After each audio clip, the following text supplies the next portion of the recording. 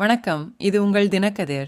திமுக தலைவரும் தமிழக முதல்வருமான ஸ்டாலின் சமீபத்தில் தூர்தர்ஷன் லோகோவை சிவப்பு நிறத்தில் இருந்து ஆரஞ்சு நிறத்திற்கு மாற்றியதை விமர்சித்தார். இது நிறுவனங்களை காவி நிறமாக்கும் பரந்த செயல்திட்டத்தின் முன்னோடி என்று கண்டனம் செய்தார். பொது வாழ்வியல் அனைத்து அம்சங்களையும் காவி நிறத்தில் திணிக்க பாஜக திட்டமிட்டு முயற்சி செய்வதாக ஸ்டாலின் குற்றம் சாட்டினார்.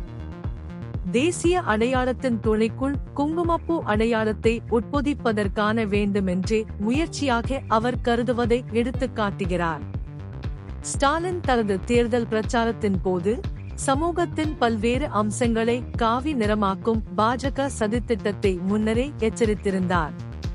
தமிழ் துறவி கவிஞர் திருவள்ளுவரின் சர்ச்சைக்குரிய சித்தரிப்பு மற்றும் தமிழ்நாட்டில் உள்ள மரியாதைக்குரிய தலைவர்களின் சிலைகளை காவி வண்ணம் பூசி சிதைப்பது போன்ற நிகழ்வுகளை மேற்கோள் காட்டி இந்த நடவடிக்கையை காவிமயமாக்கலின் ஒரு பரந்த வடிவத்துடன் அவர் இணைத்தார்.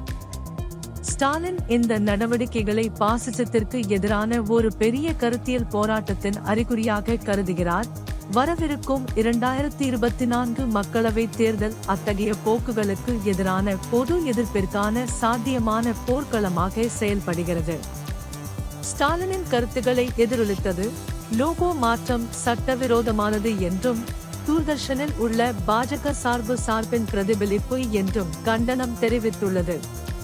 சமகால இந்தியாவில் கலாச்சார பிரதிநிதித்துவம் மற்றும் அடையாள சிக்கல்களை சுற்றியுள்ள ஆழமான வேரூன்றிய அரசியல் பதட்டங்களை அடிக்கோடிட்டு காட்டும் வகையில் இந்த நடவடிக்கை பரவலான விவாதத்தையும் ஆய்வுகளையும் தூண்டியுள்ளது. இது உங்கள் தினக்கதிர். நன்றி.